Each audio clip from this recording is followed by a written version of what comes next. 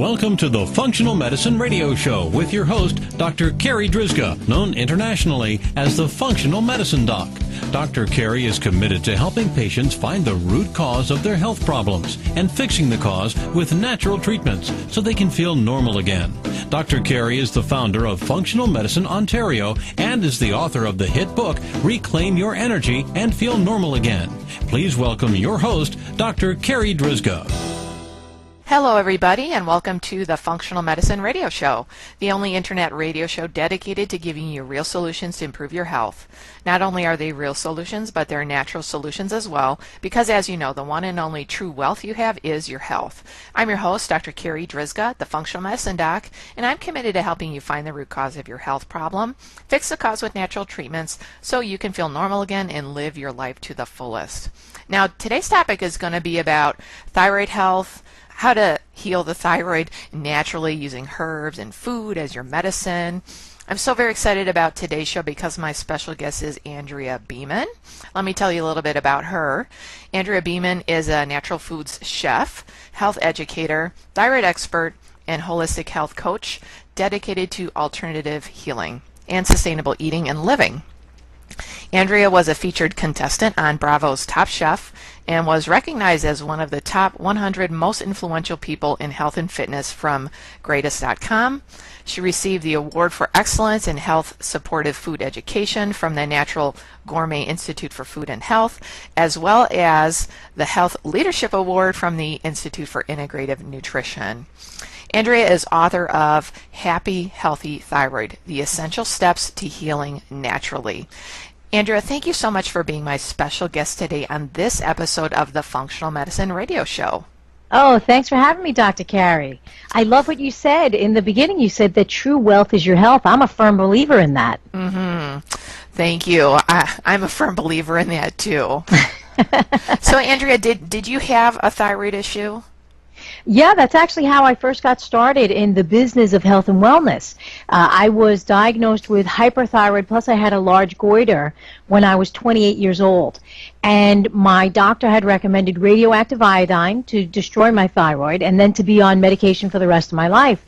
And it didn't resonate with me as a good thing to do, right? I looked at my doctor and I said, I don't want to radiate any part of my body. I watched my mom go through the treatments of breast cancer, and it didn't work so well for her, the radiation and the chemotherapy and all that stuff.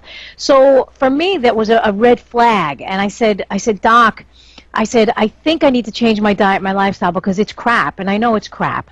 At the time, I was a chronic dieter, and for my whole life, actually, from the time I was about 13 or 14 years old. I was a chronic dieter. I kept depriving my body of nutrients. At the time that I was finally diagnosed with my disease, I was just partying all the time. I was working at MTV Networks, and I'd, be up drinking and partying and smoking all day and all night, with the rock stars, and it was really not a healthy lifestyle, I'll tell you that right now. So my doctor, she said to me, listen, your diet and your lifestyle don't have anything to do with your thyroid disease. And that was 22 years ago. I was 28 years old, and a lot has changed since then. I know that a lot of doctors are now coming to the forefront, and they're looking at their patients and seeing that, yes, when they do alter their diet and their lifestyle, their health actually improves.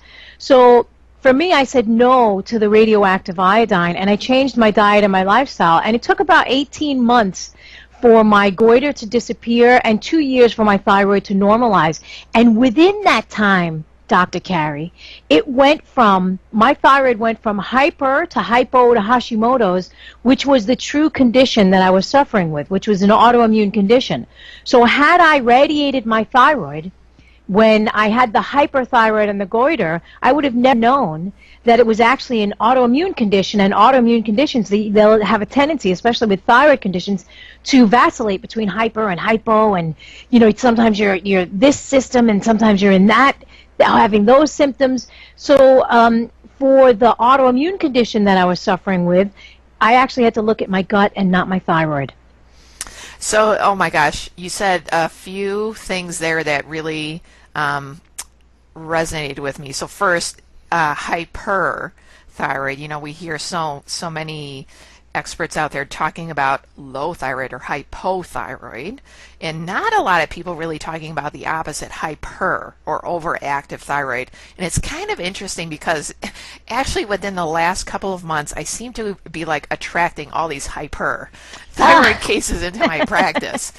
And as you said, first and foremost, it's trying to get the right diagnosis, and that oftentimes hyperthyroid can be autoimmune as Graves' disease or as Hashimoto's. And I'm not sure, well, based on what I've seen with the patients that have seen me, that the right tests have been done at the outset to really get their proper diagnosis, first of all, just like you were saying. Oh yeah, totally. And not only that, but their symptoms will change. If it is an autoimmune condition, if it's either Graves' or Hashimoto's, the symptoms will change. You know, they'll vacillate between hyper and hypo. You know, one day they're depressed, the next day they have anxiety. One day they're gaining weight, the next day they can't eat anything. You know, so you know, the human body is really an amazing creation. And when we stop and slow down and really start to look at it and listen to it on a deeper level, it'll tell us. It'll say, okay, yeah, I'm not well in my gut, or my adrenals are exhausted, or I'm taking on too much, or my nutrition is not good. You know, and we're not taught to really slow down in this world that we're in. It's like, okay, let's go. What is this? Okay, get it fixed right now, ASAP, like taking a car into the shop. Let's get it fixed, chop it up, get it all fixed, and put it back on the road and get it working. But the human body works at a slower pace. And in order to have a real, I believe, a real diagnosis, you've got to really look at it for periods of time. You know, like look at it, and then 3 months later, go back and look at it again. Another 3 months, look at it again and see where it's at.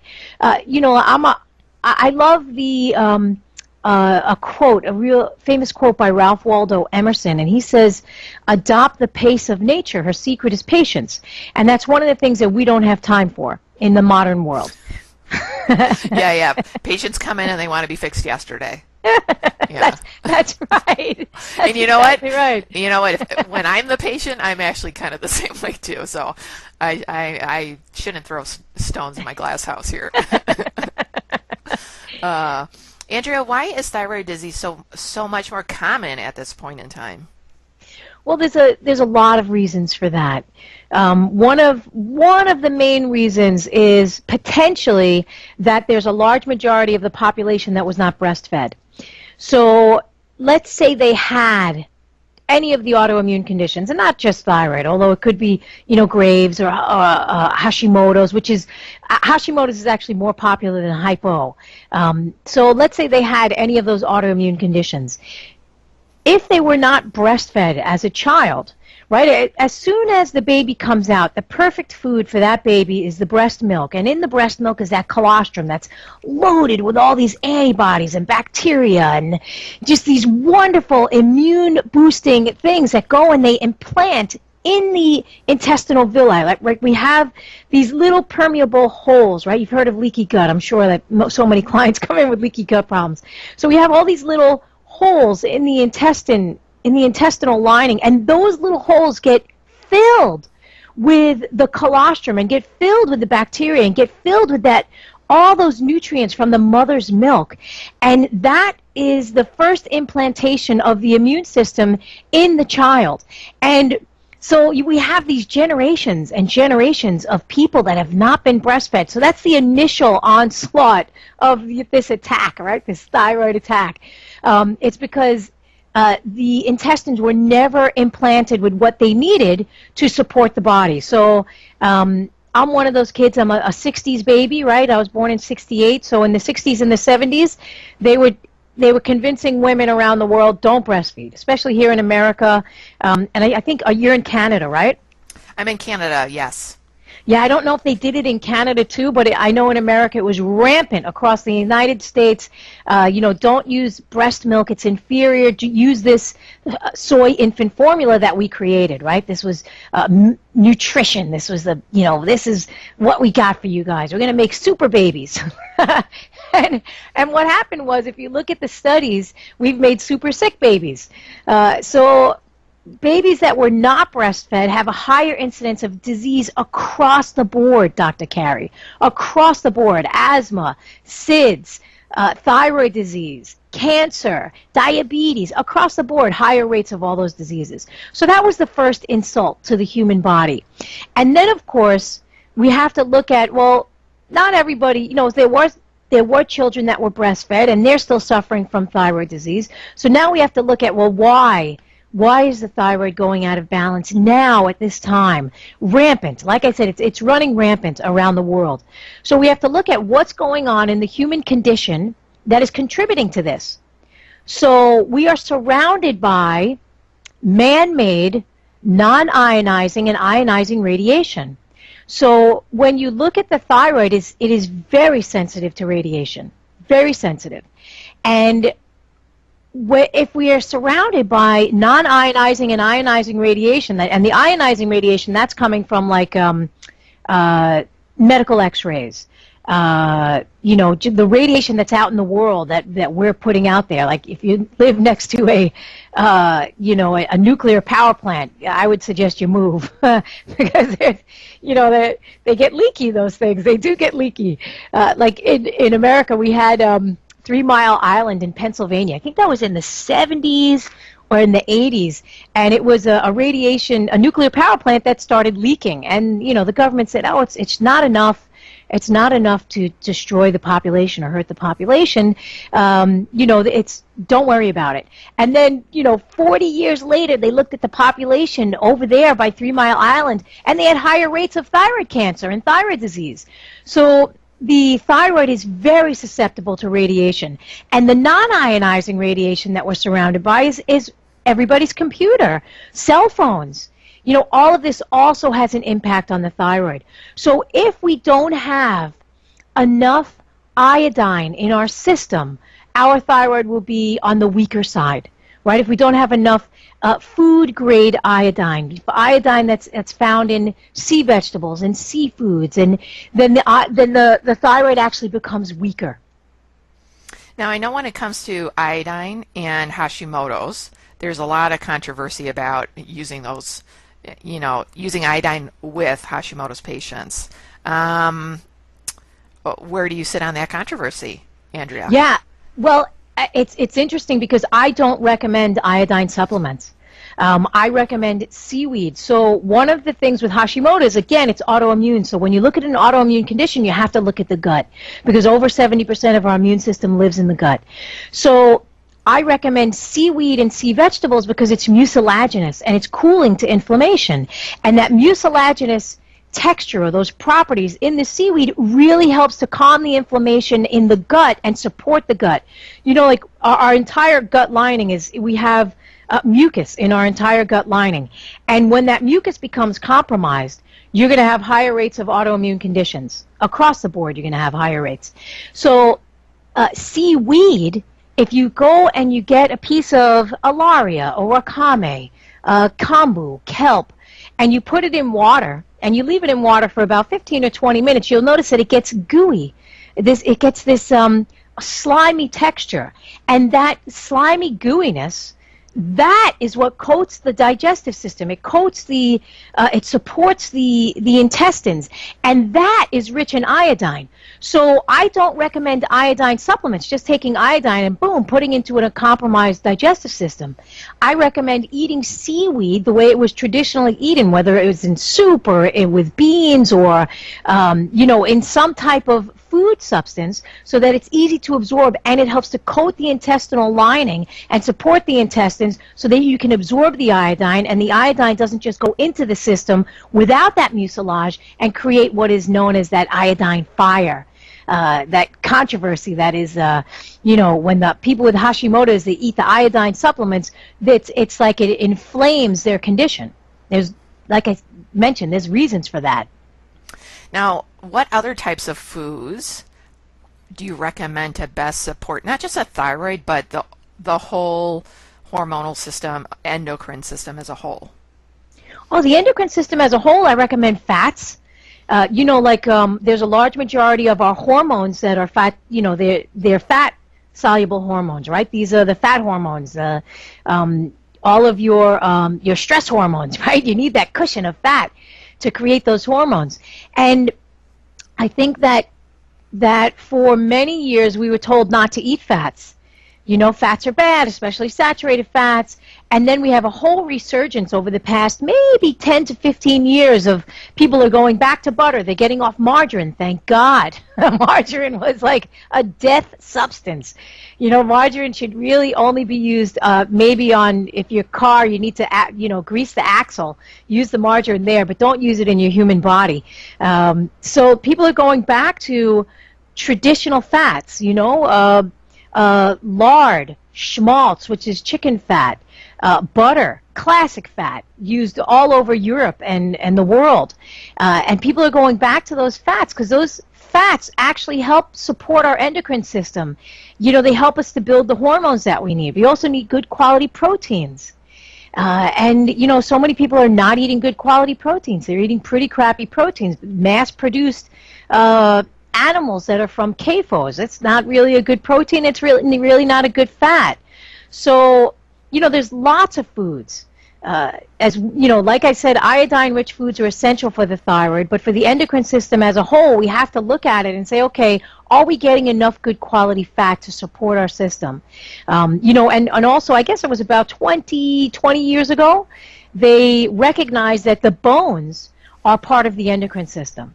So we also now are discovering that the heart is part of the endocrine system, right? There's an endocrine gland there. So we have, besides the thymus, which sits above or in front of the heart, right? So we have all of these foods that are essential for supporting the endocrine system. And when we don't get them, you're going to have a disruptive body in its entirety, right? So when we look at what happened when we took out fats in, I guess fats were demonized in the 60s and the 70s, and even into the 80s, fats were demonized. And if you look at people with osteoporosis, that can either come from a too high protein diet that's not balanced with fats or a too low fat diet, as well as, people that are eating just carbs, right? So you have all the carb addicts that are just eating carbohydrates, which turns to sugar, and that's not healthy for anybody. So we need a balance. We definitely need a balance. And for your bones, we know that you can't absorb, we need cholesterol in order to absorb D, and we need D for our bones, and we can't just have calcium. So the human body is really a complex system that has all of these moving parts and pieces, and we can't just segregate one food substance and say, here, eat only this. We're physically not designed for that. And it won't help us. So, this is where I find a lot of the problem in the health and wellness communities. And I know I'm probably going off on another tangent, but a lot of times in the health and wellness communities, you'll have, if somebody has osteopenia or osteoporosis, they'll say, have calcium. For years they were recommending, calcium, especially for women. And now, 30 years later and 40 years later, we're finding out that just having calcium has increased the rates of breast cancer as well as calcification of the soft tissue inside the body, increasing the risk of heart attack. So all of those calcium supplements, just calcium, not healthy for the body, not healthy for the bones. And again, we're looking at the bones. Bones are part of the endocrine system, so we got to support it with good quality fats, good quality proteins, exercise. I could talk for days about the human body. I'm fascinated by it. Me too. I'm totally fascinated by it. Total geek when it comes to the human body. Yeah. We're living in a human body, so it's good to get to know it at least a little bit. You're going to have this journey, whether the journey is a short journey or a long journey, God willing, you get up there to be a healthy, happy 90-year-old or a centenarian. You're going to be in that body for quite a long time. So, nourish it and support it the best that you can. When one system is out of balance, generally it indicates that a large majority of the systems are out of balance because the whole body is connected. And I know that for a long time we've been disconnecting the body in all these separate parts and pieces. But we can't. In order to have a truly healthy body, we really have to connect the whole body together as one piece, one whole system that's working together harmoniously to bring balance and strength. Now, at the top of our show, you were talking about how you were originally diagnosed with hyperthyroidism, and it was recommended, that you have your thyroid, irradiated and burned away, and then, of course, be on medication for the rest of your life. So I know that you chose not to go down that path, but a lot of people have gone down that path because at that point, they thought that was the right thing to do. So people that have done that have had either their thyroid removed or radiated, what can they do to support their endocrine system? Well, they have to. They have to look at their endocrine system now as a whole functioning piece, even without the thyroid, because when they radiate the thyroid or get a thyroidectomy, they're on thyroid hormone. So their body still needs to process all of that hormone. So we have to look at the endocrine system as a whole, but we also have to look at the liver, because the liver is responsible for the breakdown of the hormones once they're used. So if someone has a congested liver or a liver that's not functioning well, then it will affect the endocrine system. Because, again, like our hormones are built every day, and they need to be broken down. The hormones that have been used and are no longer viable for the system, right? They have to be broken down. So they need to be broken down by the liver, and the fat-soluble hormones are going to go through the digestive system, and we're going to, poop out excrete that stuff out, and then the water-soluble hormones are going to go through the urinary tract and the kidneys, right? So again, we're looking at a whole system, but let's jump back and look at the endocrine system right now and say, okay, I don't have a thyroid anymore. I still have to support my pituitary, my hypothalamus, my pineal gland, my thymus, my pancreas, my gonads. Did I forget one? Do we have another one in there? We got a whole bunch of them. I still have to support all of these other glands on the endocrine system. So how do we support those glands? Well, the hypothalamus is connected to the nervous system, right? So it's talking back and forth from the nervous system to the endocrine system, right? Hey, listen, there's stress going on here. We have to, let's get that adrenaline kicking in. Let's get the adrenals moving. So one of the things to support the endocrine system as a whole is to calm the stress as much as possible. And, we know now, of course, that stress is a big contributor to all diseases. And so when we can calm the nervous system and get that system really relaxed so that it's not always on go, which is unfortunately what is happening in the modern world, right? Constantly on sympathetic nervous system, and we're not on parasympathetic nervous system. We're go, go, go, go, go, got to get going, got to get moving, got to keep going, got to, right? That amount of stress is absolutely going to affect the endocrine system. It's going to put strain on the adrenals. It's going to put strain on the pancreas. With that amount of stress going on, you're not going to be able to digest your food, right? Because the endocrine system is also sending the message to the digestive system. Okay, it's time to digest food. It's sending the message to your respiratory system. It's sending the message to your circulatory system, right? It's sending a message to every cell in your body. We've got to move, or we need to rest, or it's time to go to sleep, or it's time to wake up. All of that is going on inside the system. So to nourish and support the endocrine system, you really have to relax the nervous system. And I always suggest to my clients that they start their day with either some deep breathing, some stretching, some meditation, but something to get them started on the day instead of most people, and this is where I think most people go wrong. As soon as they wake up in the morning, that alarm goes off, right? Yes. And they start the day as soon as they open their eyes in a state of stress.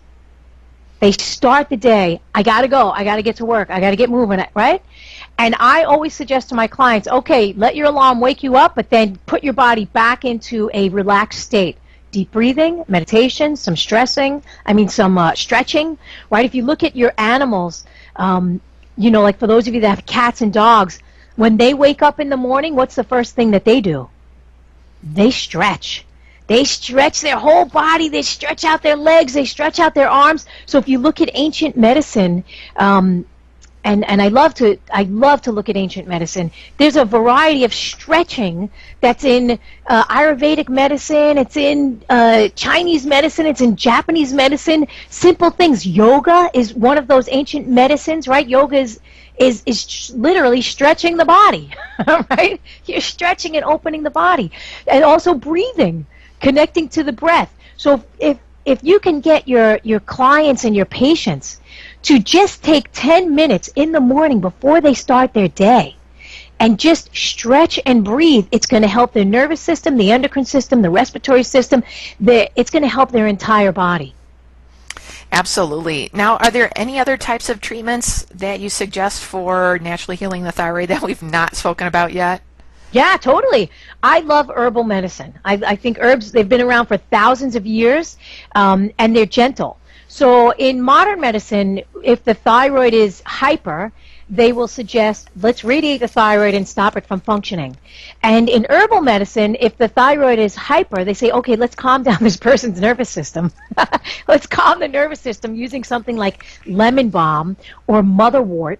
And if the thyroid is slow, right, in the state of hypothyroid, instead of speeding up the thyroid unnaturally, which will actually exhaust the adrenals and put them into a more severe state as they continue moving forward, right? If their body is saying, listen, I'm exhausted, I'm wiped out, I don't have any energy, and then we put in more thyroid hormone, eventually you're going to deplete the bones, right? You're going to deplete the deep systems within the body.